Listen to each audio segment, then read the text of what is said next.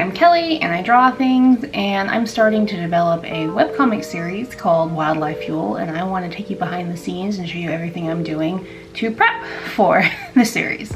So this is everything I'm doing to prepare to start making the webcomic, and I think it's going to help me out in the long run. As of right now, I finished 5 episodes, so I do think it's helping, which is good, so I wanted to share it. And so this is everything I'm doing that isn't actually drawing like the actual comic. So it's all the extra stuff that people may or may not think of when they think of comics. But I appreciated seeing other people do this, and it's really helped me save time in the long run. So first, thank you to my patrons for helping support my work, who also get early access to all these videos, all those webcomic episodes, and tons of other stuff. So if you want to be a patron on Patreon, you can find that link in the description.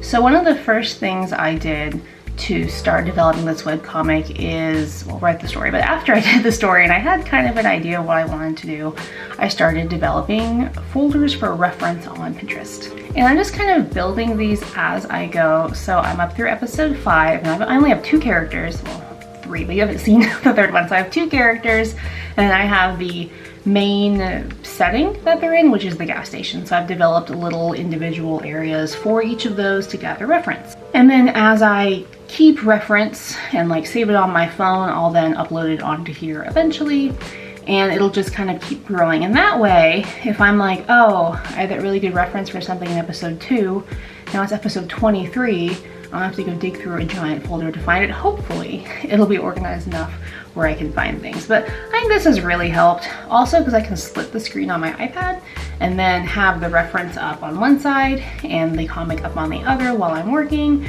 and go back and forth. So I think that's pretty helpful.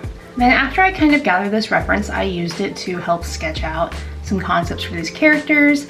And having really like solid developed concept art is something that has really helped, because I always have something to refer back to make sure characters are consistent throughout the comic. So this one right here is kind of the first thing I drew for Wildlife, actually, because I knew in the first episode, which was like 60 panels, and now it's like 5 episodes because I've broken it down into little segments. They were just going to be 2 characters, and I needed like a logo and kind of a general idea and a color palette, and so this is what I had before I started working like at all. So on the left we have Scent, who is a skunk, and she's a cashier at Wildlife Fuel. And then this is the manager that she works with the first day that we see her working. His name is Charlie, and I just really love them. I was really happy with their designs. I started off with their designs in my sketchbook, actually, just like sketching when I was sitting at the Comic-Con at a slow point in the day. And then I scanned them and then brought them into my digital drawing program called Clip Studio Paint that I use on the iPad, and I developed them further. And this sheet then turned into this sheet, which I'm adding to as I go for things I find I need to constantly refer back to. So that would be the main colors I'm using that are kind of expanding as I go. I do like these limited like primaries plus green. I think that's like it's limited without being too restrictive. So I like that area, but I want to keep track of exactly what colors I'm using, so pulling little swatches here that I can refer back to has been really helpful, like more helpful than I thought it would be. And then I actually went back and labeled them after I finished my most recent episode so I can keep things straight, because I'll have characters come back way later in the series, and that way I don't have to try to figure out what little color dot goes to what little character, and hopefully it'll save me some headache later on. And then after I developed them, I wanted to have something that I could use to place them in the comic consistently. So I'm using head height, which is pretty common when developing characters. And that way I can measure the character's head, see if they're tall enough or short enough or whatever when I'm redrawing them in the comic panels. And then to each other, they also need to be consistent in terms of height and size. And so having a very clear, like her ears come up right to the bottom of his chin, like that's really helpful to know, and that helps me keep it consistent throughout the comic as best as I can. And then I have things like the counter height at the gas station, like that's never going to change and it's really hard to remember, so I just drew it in there. So this sheet is expanding as I go. If I were to ever publish this like on my website, I would probably have the whole cast, have it cleaned up, have them all lined up, and that would be really great. But for now, it's kind of developed into this working document, and I think it's helpful. So remember that just because you make something doesn't mean it has to look pretty, because the world never has to see it. Now, ironically, I am showing this to the world, but your notes can stay your notes, and they can be a total hot mess, and they only make sense to you, and that's okay. All right, so that is concept art. It's not a full character turnaround. Would that be helpful? Yeah, probably. I just haven't done it. I don't know. I didn't want to. Maybe in the future, but I did do full turnarounds in every single possible angle of each character's head, and I'll show you those. It looks kind of shriny, like I'm worshiping them, and a little creepy, but it's been so helpful. So I did this very loosely and vaguely on a comic I did in 2018, and then I did it again in a comic called Puzzling Together that I did for COVID Chronicles, I think in 2020 and 2021, somewhere in there. And it was super helpful, and my character was super consistent, and I was like, I should do this all the time. And so I am. And this is a more extensive version of what I did for Puzzling Together. It was some emotions and things like that, but I'm approaching it a little different this time. So this is Scent, and as you can see, it is every angle straight on, like up, down, like moving the camera around, like it's all covered. And some of it I will probably never use, like the direct under the chin. I don't see that being used ever. Well, okay, no, I take that back. I actually did use it. Here, I'll show you. There's the panel. And I did use it. And so even if I really didn't think I was going to, I did. So what do I know? But I was really happy I had all of this. And so I'm not actually just taking the head and copying and pasting it into the final work. I'm using it in the underdrawing, and I'll walk you through that process. So this is a tight rough. It's like a defined sketch that other people can tell what's going on, not just me. My thumbnails are like terrible. But for the tight rough, it's like I can send this off to an editor with a word balloon and they could understand what's going on. And then for the pencil drawing, I take this head, I copy paste it on there, and then I put the background in correctly. In the pencil drawing, it's like a refined drawing. It's what I do right before I ink, so it needs to be like super, super developed. And having this head in there, like you can see, it's kind of unnerving the way like her vacant expression is in there. Like it looks super weird and almost scary, I think. But I then just outline the head so I get the proportions correct, and then I change it for the emotion, squash and stretch a little bit if needed, depending on the jaw and the eyes and things like that. So this has really helped. Even though I'm not using it in the final work, I am using it as a reference, and it just allows me to not worry about proportion in her face, because then it's super, super consistent. And then I can focus on other things like storytelling and flow and word balloon placement and color composition based on contrast, saturation, and highlights and all that stuff. So it takes some thinking that I would have to do. I did a ton of thinking before while making this, and now it's just kind of a tool to help me get things consistent. And so Skunk's heads are kind of a weird shape, but then like I did Charlie, oh my God, did so many moving parts, and I am so glad I did this for the visor. Like I thought the visor would be like, oh look, it's like a middle-aged man thing to do. And it's just, it is so complicated to draw hats and the brims and different angles. Now I have it, and it has saved me so much time trying to like place him, and then it's done. And really, I probably only used maybe 4 of these heads with Charlie, and since he is a secondary character and not a main character, I don't know if I'm going to use all of them throughout the comic. And that kind of makes me hesitate to do the whole cast like this, because I counted, and right now I have like 11 main characters. That's like a lot of work, and I'm not sure for secondary characters it is necessary. But then for him it super was, so again, maybe I don't know what I'm talking about. But this was great since he has the muzzle and the hat and the ears. Like, it was just really nice. So highly recommend this. Now, is this extensive? Oh my gosh, yeah. And I actually only drew like the right half, and then I copied and pasted and mirrored it or flipped it. So then I got the other side. Do I need that there? Can I just like mirror it as I go? Yeah, but having the visual so I don't have to like think about where I need to go to pull the reference from, I can just go and like grab it, is really helpful for me. Yeah, so highly recommend this. If this is overwhelming, just do a few turnarounds. Like just do like profile 3/4 side, maybe a down shot, and then you're probably okay. But for me, going way overboard has been really helpful because they're animals, they're weird shapes, and it's like having a wedge as a face instead of a circle. So it's really been helpful in the long run. And then I have the big one. So if you've ever been in a gas station or a petrol station or a fuel station or a convenience store, those are all kind of the same thing if you're from different areas of the world. And they are full of little tiny things. And there is shelves full of boxes full of other boxes, and just like shelves and shelves and coolers and cans and drinks and candy bars and gum, and it's just all this stuff. And I was like, keeping that consistent throughout a comic that I have scheduled to run for about 3 years right now is really, really like overwhelming. Like I was like, I don't want to do that comic because that is such a hard space. So I built it instead. Okay, so I built the gas station. This is called Shaper 3D. It's an iPad app. It is free. You can buy like a bigger plan, but I have the freebie, and so far it's worked great. It's also really expensive, like per year, so probably won't be like, it's like 40 bucks a month expensive.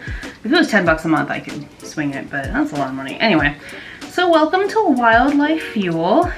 I taught myself this over the course of 3 days. I saw it on TikTok, and it's just like really cool. So definitely something you can teach yourself. They have a really great tutorial when you start, and that was really helpful. I've done 0 3D things in my entire life, besides Google SketchUp like a decade ago. But let me kind of walk you through it and give you a tour because I'm really proud of it. So here we have the gas station. I did work at a gas station in high school, not in high school, in college, and that is the inspiration for this comic and my experiences there. So I really just rebuilt the gas station that I worked at, which is fine with some modifications. So I have my sign. I actually placed this text like on there, and once I did that, like one of the final touches, like it really felt like super awesome. These are the manhole covers that they have to put the gas into the ground that you then pump into your car. I have my trash cans. And then while I was doing this, I did have Pinterest right here, and I had it sit so I could look at my gas station, you know, while I did it. And I went to like Google Earth and like stole images of it to get like the top. And you can see like it's pretty close. And so they have the trash can in the back, I have the trash can in the back, all of that. But this is another Pinterest thing. We're having it right next to me. Or my images right next to me. It was really, really helpful. But anyway, so back to our tour. So here we actually have 8 pumps, and that's kind of small for a gas station, but I wanted this to feel like a small town, well, a small city, big town gas station, not like a in the middle of Atlanta, Georgia with like 84 pumps gas station, or like Buc-ee's. No, this is like the mom and pop version. Instead of modeling the actual pump, which sounded like a terrible nightmare, I didn't. I just put an image on the front of it, and so far it's worked. Because really in comics you're spending 3 seconds per panel and you're focusing on the character acting, and so really no one's gonna know unless they watch this video. But so I did it, and then I mirrored it, and I have my columns, and I did put the little spot for the price of the gas on the side, which I'm going to do gas prices like what they actually are the day I draw that comic. So it'll be like a little time capsule of when it was drawn for me, so that'd be really cool. And then we have the actual building. I did 2 parking spaces around it. Outside we have the windshield wiper fluid. This is a trash can. And then we have the wood pile. I don't know if that is just a Midwest thing, because I did work at the gas station in Kansas, not in the South, in Georgia, where I live currently. But firewood's always outside no matter the time of year, because you need it in the winter to be warm, and you need it in the summer for crickets and camping. You have your little ice machine. This is a baby ice machine. And I know other people have big ones. I just thought the little one was cuter, and it's my comic, so I did. This is where you can get air for your car and fill it up. Right down here. And now I see I forgot my parking spots on this side, so I'll add those in later. That is something I'm doing. I'm going back into adding things as I go, and I'll point out what I'm adding at the time. This is the bike rack for Scent. The main character rides her bike in the first episode to work, and that's where she will put it. And then in the back, you have the dumpster, and it's on wheels, and it has things that are uneven, now that I see, to pick it up and put it in the garbage can, or the garbage truck, they dump it. And then on the top, you have like the AC and the electrical and all that stuff. And then you have the sign, which, you know, is the most important part, really. That's all you need, is the sign. And then you can go in, but I actually have them in different layers where I can take off different elements so I can screenshot it without other stuff getting in the way. So like, I'll turn off the outside, and that'll take away everything, including the roof. And then I can get my interior shots like way easier. So we're going to attempt to drive through this. So the first thing I built was the drink counter. I started on the left with the cappuccino machine and just worked my way across, and away I went. And so you have the cappuccino machine, the soda machine, which I did add an ice maker to at the top that night after I went to go pick up food, and I was looking at their soda machine. I was like, oh, the ice maker, and I forgot. I came back and added it. This is tea, coffee, and then the slushy machine. Then I have all the cups and the straws down there, and some places have like the trash can in the counter, which I forgot about until later, so I just put them in the corners, because again, it's a mom and pop, so it doesn't have to be super corporate. It can be a little more casual. And then this is where I'm going to start to take stuff off so I can show you. So wall, exterior, front, take that away. And then we have the counter. So to the left is the bathroom door, and I'll show you that in a minute. It's kind of sad. And then the counter took a long time, but I have all of the like candies down here in little boxes. And then in the counter is the lotto cards you can buy. I have the card reader, the receipt machine, and the actual register. One of the things I realized I forgot was a little like hand scanner, so I'll build that and put that next to it on both of them later on before I do the next episode. And I have the take a penny, leave a penny.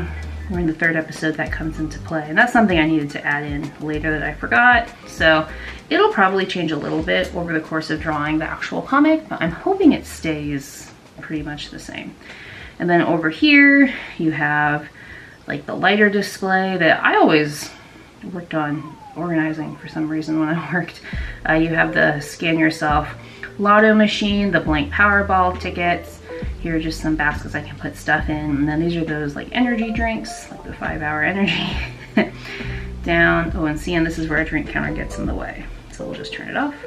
There we go. So really, it's gone, but only so we can see. And then, oh, and see, that wall is still in the way. This is why I can turn everything off. Boop. There we go.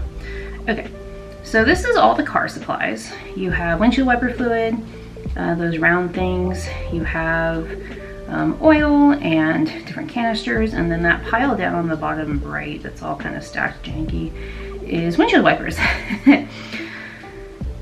And then we come around the counter, and on the other side, I don't really have anything designated here. It's just like some boxes, but this is the first shot of the interior that we get when we're in the gas station in episode 2. And so far, I've just been kind of coloring the boxes on each shelf all the same color, and I thought it was gonna look really dumb, but it's actually like nice. Like it's really, it's not distracting. Like, people understand there's stuff there, but it's not calling too much attention to it. So I'm gonna keep doing that. I really like how that looks, even though I thought it looked dumb at first. And then behind, so most gas stations sell cigarettes. I did not want mine to sell cigarettes, so instead they sell other stuff. So you wouldn't know this unless I tell you, but at the top it's like tampons and pads, and you have hair care supplies and shampoo. So like all the personal items, like think of all the personal hygiene stuff, and then down at the bottom is just some storage. But I didn't want to sell cigarettes because, one, I think they're gross and terrible, but two, I don't want to draw that. Like, that is so many tiny boxes, and that sounded terrible. So here we have a shelf of personal hygiene supplies instead. Okay, then let's spin around. I'm gonna have to pull off some of these layers as well. Let's get rid of the office, get rid of the wall, and get rid of the back wall, and the center wall. There we go. Okay. Oh, and then I want the shelf behind the counter gone. Perfect. Okay. So here's behind the counter. I have some inset under the counter for storage. Like, that's all receipt tape at the top. And then this is a step stool, because they had a step stool that I constantly had to use to reach stuff when restocking tall things, because I'm not very tall. And then this is the bagging station, I guess. Like, it holds the plastic bags, and you think you know what stuff looks like until you actually have to 3D model it, and then you're Googling everything possible. But I like my little back counter, and so these can actually move around, because there might be a scene where I need this over there, because Scent is stacking things, so I can pick this up and move it around and put it on the floor or whatever, and then model, or then take my reference that way. So this is movable, which I am super pleased that it is. So that is the counter space. Let's turn stuff back on so we can see it and talk about it more. Oops. And see, this will happen where I'm like, where am I? What am I doing? It's like, oh, it's the front wall. I was inside the front wall.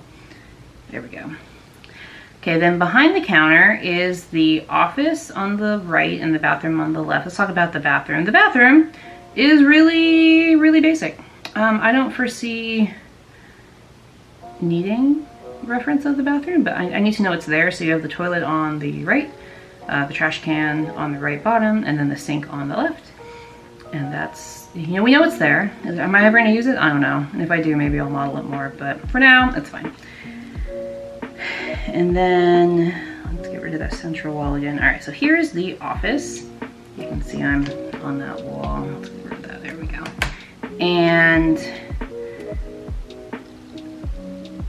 this is where Scent goes to clock in, and you have your, so there's your clock in station, and then your hand wash station, which you need for any sort of food service, and they do serve hot dogs and those little like burrito rollers. So that is necessary. And you have the, I did turn off the wall, but there would be a wall separating it from the counter. But here is the filing cabinet, and then you'll see a bunch of boxes, and then the desk, which I spent a long time on, trying to figure out like little details and stuff. And the printer I'm super proud of, because I got that angle on there for the first time. And the keyboard, I was like, I'm not modeling that, no way. So I just modeled a wedge, and I put an image of a keyboard on top. And then like, I didn't even draw the keys on the one shot I have of the office so far, so I'm not sure it was worth it. And then the phone, which is right here, and I added some drawers later on, and just some like posters behind. And like, I know in the comic, this guy says, please clock in, or please remember to clock out, or something like that. So little reminders. And then we have the back room, which I will turn on the wall. And that just has a bunch of storage. Oops. There we go. Of random boxes. What are they? I don't know. Don't ask me. And then you have the cooler storage, which is always fun. And I'll talk about the cooler here now.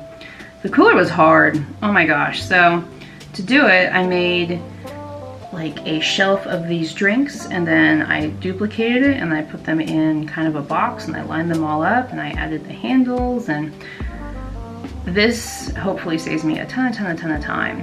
And I didn't want to model Coke bottles, so I just decided that they all drink cans. That's what they do. Every single one of them in this animal universe, they only use cans for some reason. And then behind it, you actually have cooler storage in a gas station as well. So it's like a storage room for all the drinks that don't fit in the shelves. And normally vendors come deal with these, not actual staff. And so I just have some shelving back here. This is the most organized, unchaotic vendor cooler you've ever seen, but that's okay. Idealistic world. So I'm gonna turn those back on.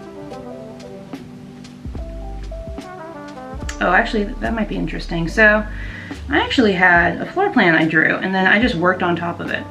So that's literally a picture from my sketchbook, and I laid it flat on the ground, and then I just like built up from it, and it was really helpful. And then I created another shelf, and on the back door to the office, I have that little like keypad, which I was proud of. And then in the middle, you have the roller grills. This I knew was gonna be a really big challenge, and it super was. Like, it was really hard, but I'm really like kind of impressed with how it turned out. Like, I thought it was really nice. And so the roller grill is what they cook the hot dogs on, and those little burrito things, and like the breakfast burritos and the pancake like rollers with the sausage and all of that. There we go. And so I did one of them and I duplicated it and flipped it. And so on this side is the hot dogs, because down those drawers down there are the bun warmers for the hot dog buns. And then on this side, you see little indents. Those are where the bags go that people put their corn dogs or their burritos in or things like that. And then at the end, I have the like topping station. So on the left, you have the nacho cheese and the chili. And then you have the toppings here, like jalapenos and radish and all that stuff. Utensils, and then ketchup, mustard, relish. I don't remember what I put in here. It was jalapenos, onions, tomatoes, and something else. I don't really remember. Anyway, and then this is actually the front wall that this is on. And this is all those hanging candy that we love. And there's a weird gap in the middle, but that actually happens in retail, because you start from one end and then you go, oh no, I messed up. But that's okay. And this is like the bags of Twizzlers and sour worms? Wow, sour gummy worms, that's it, maybe. And then after I did that, I did the donut case, which has all sorts of things. So in my head, at the top, you've got some maple bars, and like the round ones are traditional donuts. And then the really tall ones on the left and the middle are muffins. At the bottom, there are some more bars and fritters. And then at the very bottom shelf, you have those boxes that you can take to box up your donuts, and like a pile of bags and gloves and things like that too. And then on the front wall, so we have the door, which I took away. Let me put that back on. There we go. This is the door with like the open sign and close sign and stuff. And then I have the good old-fashioned newspaper stand, and then the freezer, and this has the ice cream and some like treats and popsicles and stuff in it. And that is Wildlife Fuel in a nutshell. I'm super proud of this. This is the first thing I've ever 3D modeled, which was great. And so then how do I use this? Well, I zoom in. So if I need a shot of this for some reason, I will zoom into the right thing. I'll take a screenshot, and then it'll ask me if I want to crop it, and I'll just say save to photos. Since I have the free version, it tells me every single time I do this that I can pay $300 a year for all these other tools, but I don't want to, so I skip it. And then I can take that screenshot and put it into the comic in a panel, and then use that as reference to draw on top of. That is what I've done to prep for my webcomic, in additional to all of that extra stuff. Of course, I wrote the story and things like that, but that's all standard process. This is extra stuff that people might not think about. So thank you for watching. I hope you enjoyed this video. If you like this video, you might also like this video where I walk through my art process, and that's available on YouTube right now. And read Wildlife if you're interested. I will put the link down below. You can read it in many different places. Webtoon, Tapas, Instagram, and my website are going to be the main, and TikTok are going to be the main spots. But scroll-wise, probably Webtoon, Tapas, or my website is the easiest place to read it in its original format. So thank you again for watching. Enjoy your day, and I'll talk to you later. Bye.